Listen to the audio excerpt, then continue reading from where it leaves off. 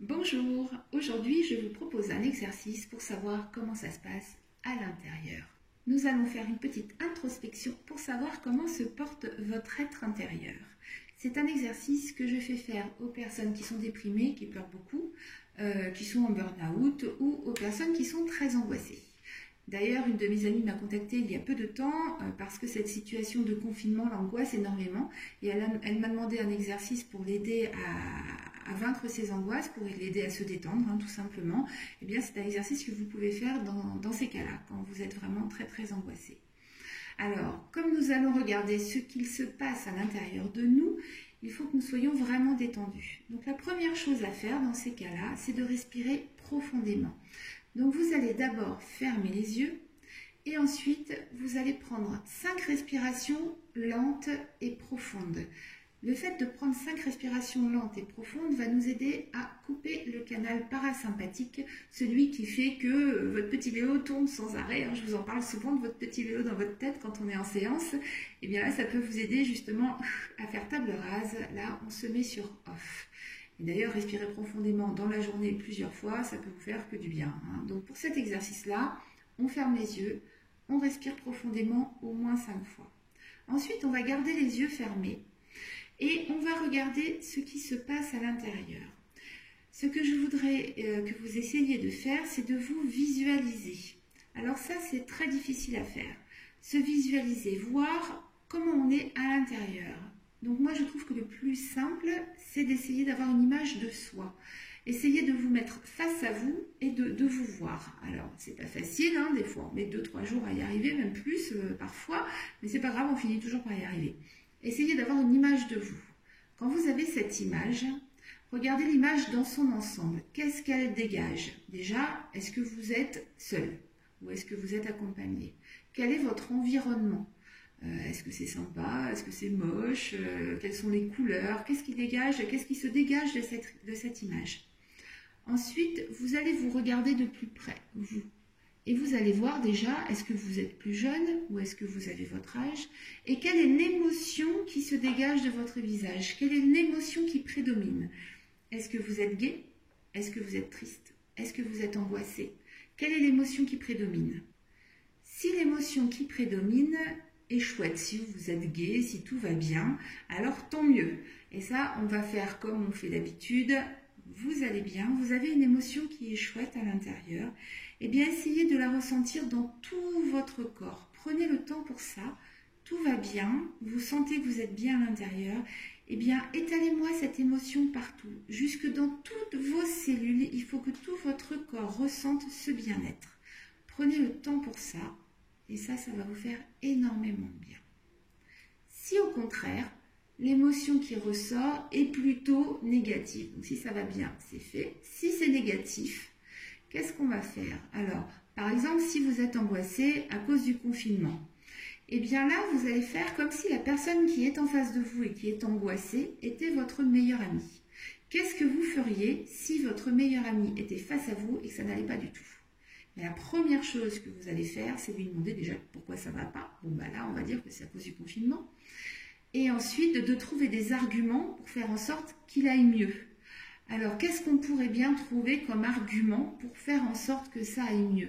C'est-à-dire que là, je vais vous demander de changer de point de vue, encore une fois, d'essayer de voir les choses positives pour contrer, pour aller à l'encontre de ce que vous ressortez de négatif concernant cette situation.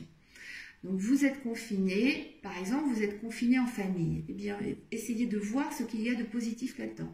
On n'a jamais le temps de passer du temps ensemble. Et bien là, vous avez le temps. C'est l'occasion justement de faire des choses que vous ne faites jamais.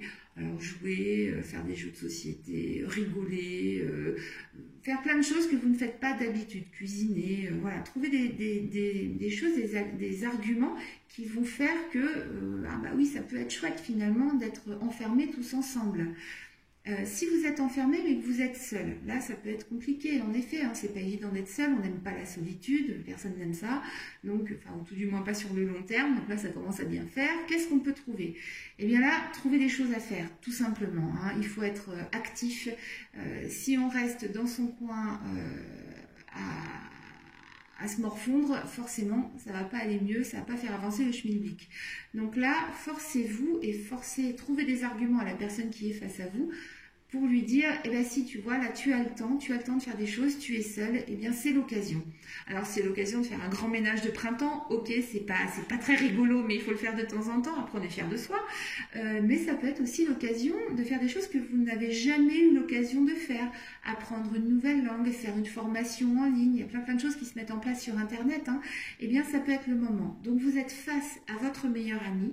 Trouvez des arguments en fonction de ce que vous connaissez de lui, donc en fonction de ce que vous connaissez de vous, de vos goûts, etc., pour vous faire changer de point de vue, pour essayer de voir les choses du bon côté et de changer cette émotion négative qu'il y a sur votre visage. Un autre exemple, la personne qui est en face de vous est en situation d'échec. On n'aime pas l'échec, hein. Personne n'aime l'échec, ça c'est normal.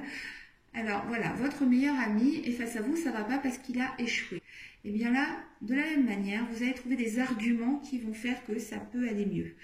Alors, vous avez échoué, ok. Donc, concentrez-vous sur vous et sur vos succès. À quel moment avez-vous réussi dans votre vie? Ça peut être un examen, réussite à un examen, ça peut être embauché dans le job de vos rêves, ça peut être avoir séduit la personne de vos rêves. Remémorez-vous ces moments-là, ces moments de réussite, ces moments où vous avez été fier de vous. Vous les avez à l'intérieur, vous vous remémorez le sentiment qui s'est dégagé à ce moment-là, ce sentiment de fierté. Et là, comme tout à l'heure, vous allez essayer de le ressentir dans toutes vos cellules, dans tout votre corps. Prenez le temps pour ça. Prenez le temps pour faire éclabousser cette réussite à l'intérieur de vous. Voilà, donc concrètement, vous êtes face à vous et vous considérez que vous êtes votre meilleur ami, que vous êtes face à votre meilleur ami. Votre meilleur ami ne va pas bien, alors c'est à vous de trouver les arguments qui vont faire qu'il aille mieux, qu'il voit les choses différemment.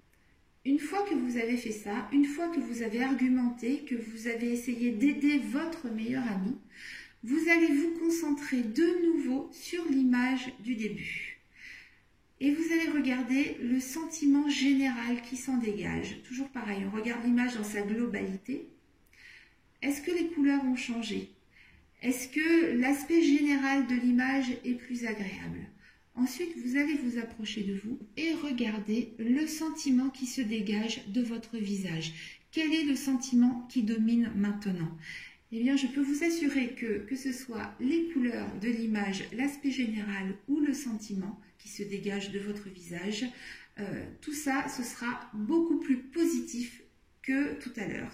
En faisant cet exercice-là, vous allez obtenir une image beaucoup plus rayonnante et quelque chose de beaucoup plus positif. Alors évidemment, ça ne va pas se faire en une fois, évidemment, il va falloir s'entraîner, il va falloir le faire plusieurs fois, mais quoi qu'il en soit, c'est un exercice qui fonctionne très bien et qui va vous faire énormément de bien à l'intérieur. Alors cet exercice-là est à faire régulièrement, le plus souvent possible, même quotidiennement c'est l'idéal, que ça aille ou que ça n'aille pas.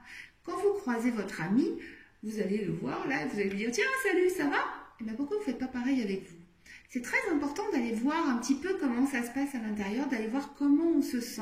Parce qu'on court partout, d'accord? Mais il est temps de s'arrêter sur soi et de se poser des questions, de se demander si ça va bien. Et si ça ne va pas bien, d'essayer de trouver des arguments pour que ça aille mieux. Voilà. Votre inconscient a besoin que vous preniez soin de lui. Eh bien, n'hésitez pas, vous avez le temps, c'est le moment. Et moi, je vous dis à bientôt. Pour recevoir toutes les informations concernant mes nouvelles vidéos, créez-vous un compte sur YouTube. Ensuite, vous cliquez en bas de la vidéo sur le bouton rouge « S'abonner ». Ensuite, sur la cloche et sur toutes. Comme ça, vous recevrez toutes les nouvelles informations concernant ma chaîne YouTube.